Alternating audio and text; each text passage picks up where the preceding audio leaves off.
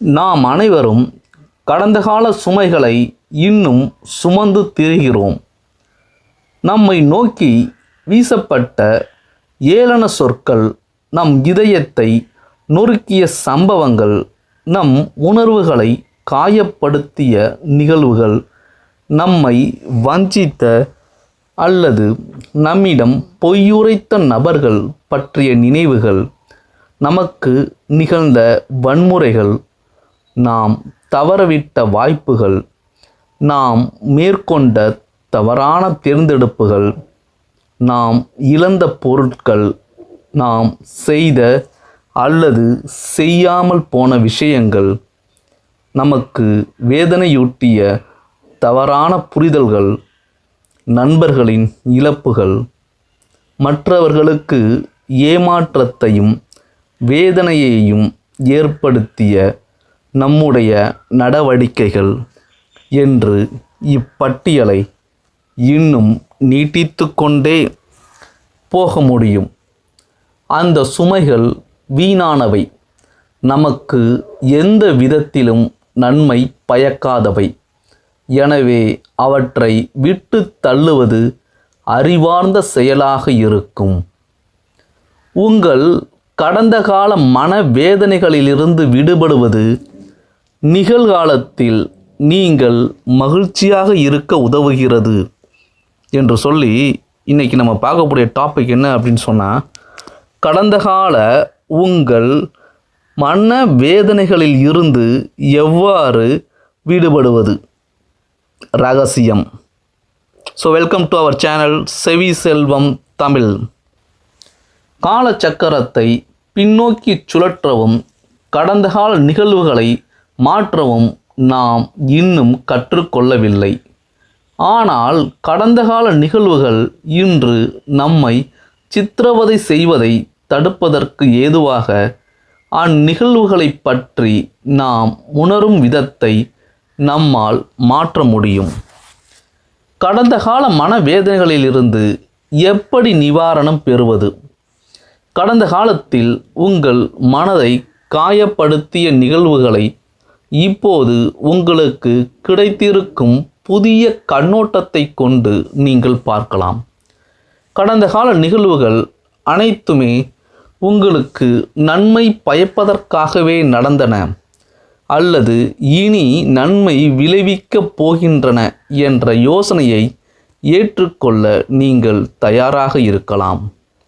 நீங்கள் உண்மையிலேயே மகிழ்ச்சியாக இருக்க விரும்பினால் உங்கள் கடந்த காலத்தை திருப்பி பார்த்து நீங்கள் ஒரு குழந்தையாக இருந்த சமயத்தை நினைவுபடுத்தி கொள்ளுங்கள்.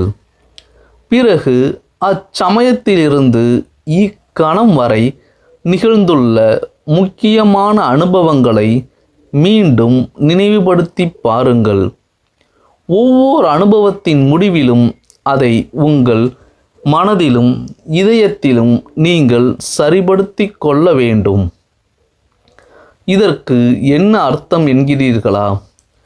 மற்றவர்களுக்கு நீங்கள் செய்துள்ள எந்த காரியங்களுக்காக நீங்கள் பின் வருத்தம் கொள்கிறீர்களோ அவற்றுக்காக உங்களை நீங்கள் மன்னித்து கொள்ள வேண்டும். மற்றவர்கள் உங்களுக்கு செய்துள்ள மோசமான காரியங்களுக்காக நீங்கள் அவர்களை மன்னிக்க வேண்டும். ஒவ்வொரு நிகழ்வும் உங்களுக்கு நம்மை பயப்பதற்காகவே ஏற்பட்டதாலோ அல்லது இனி நன்மை விளைவிக்க இருப்பதாகவோ நீங்கள் ஒப்புக்கொள்ள வேண்டும். உங்களுடைய பலவீனமான பகுதியில் நீங்கள் வலிமை பெறுவதற்காகவோ அல்லது உங்களுக்கு தேவையான ஒரு படிப்பினையை உங்களுக்கு கொடுப்பதற்காகவோ அந்நிகழ்வுகள் ஏற்பட்டதாக நீங்கள் உணர வேண்டும். இன்று வாழ்வில் அவநம்பிக்கையோடும் துன்புறுத்தி கொண்டும் இருக்கின்ற மக்களுக்கு அதன் மூலம் உங்களால் நம்பிக்கையூட்ட முடியும். கடந்த கால நிகழ்வுகளை புதிய புரிதலுடன் அணுகுவது உங்களுக்கு மன அமைதியையும் மகிழ்ச்சியையும் கொண்டு வரும். உங்கள் நினைவுகளுக்கு புதிய தகவல்களை கொடுப்பது உங்கள் கடந்த கால நிகழ்வுகளை பற்றி நீங்கள் வேறு விதமாக உணர உங்களுக்கு உதவும்.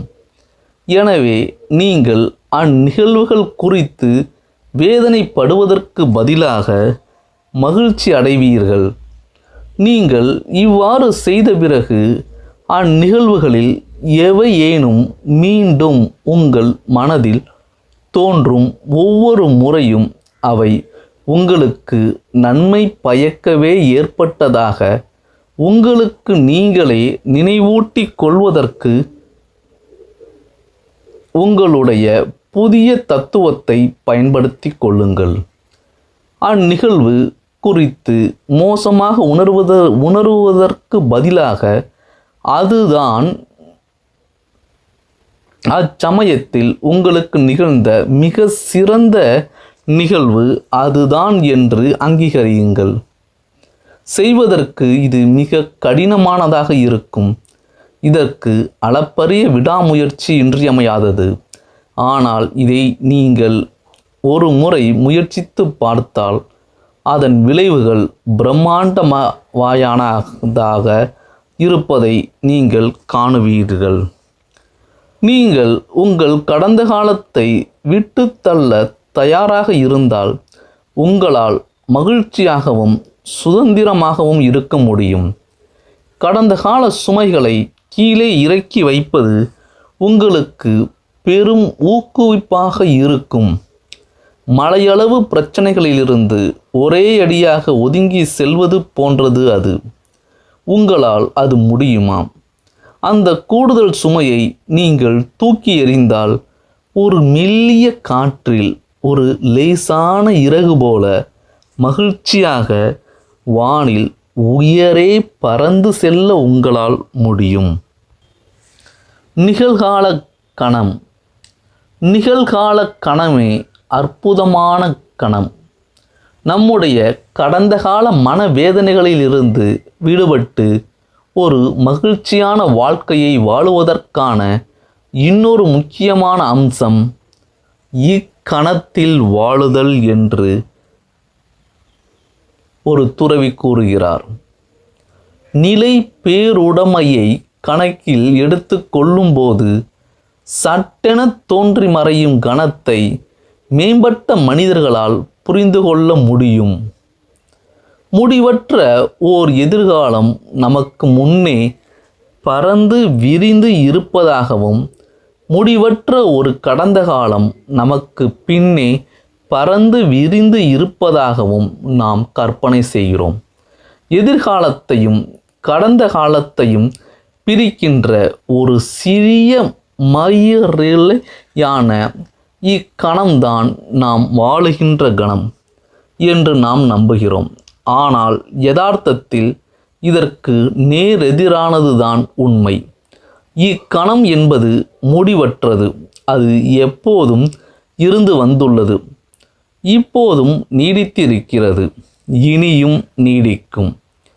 எப்போதுமே இக்கணம்தானே. அறிவார்ந்தவர்கள் இந்த உண்மையை புரிந்து கொள்ளுகின்றனர்.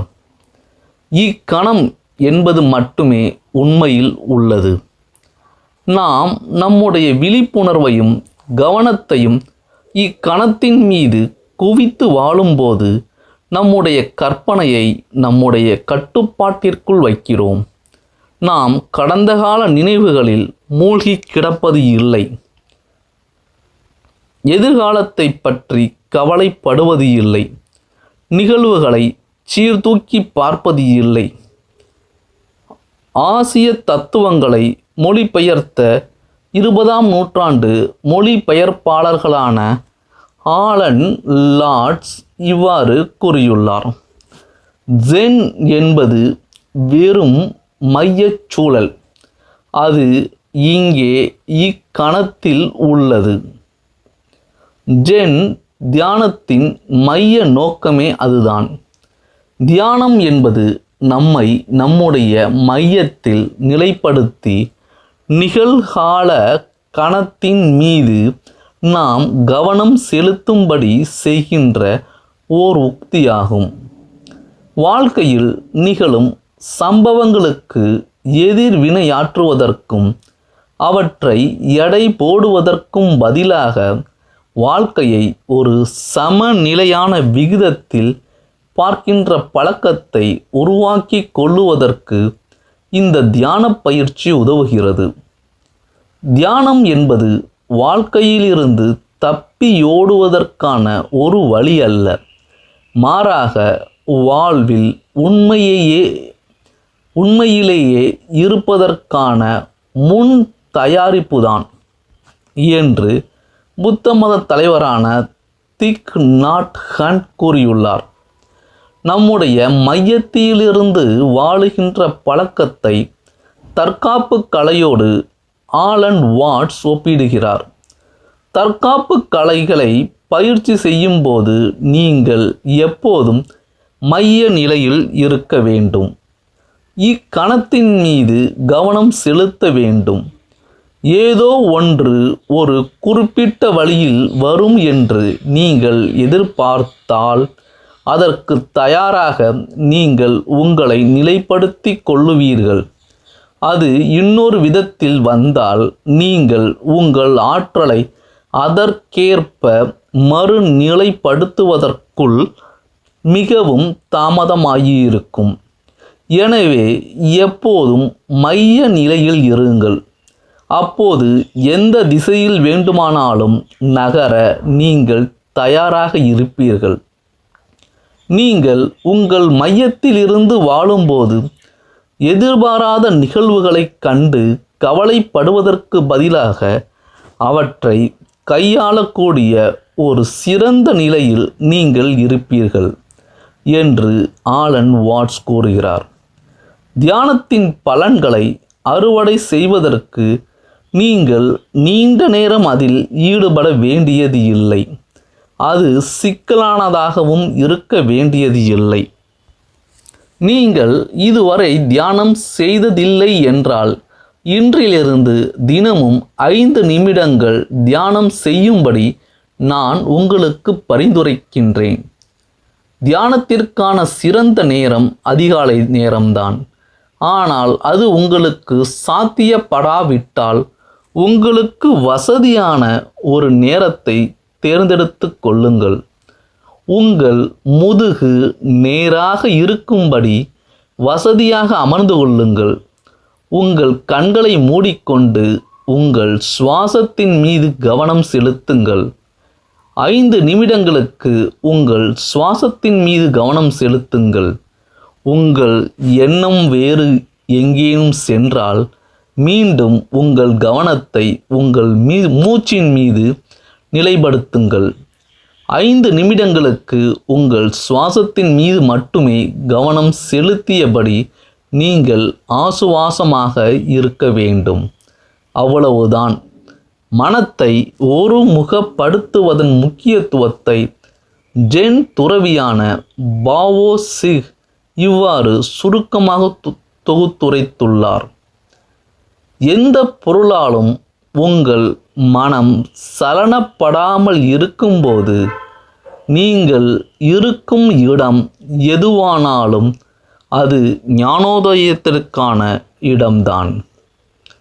எந்த பொருளாலும் உங்கள் மனம் சலனப்படாமல் இருக்கும்போது நீங்கள் இருக்கும் இடம் எதுவானாலும் அது ஞானோதயத்திற்கான இடம்தான். கடந்த காலத்தை அசை போடாதீர்கள். எதிர்காலத்தில் உங்களை தொலைக்காதீர்கள். கடந்த காலம் கடந்து போய்விட்டது. எதிர்காலம் இன்னும் வரவில்லை.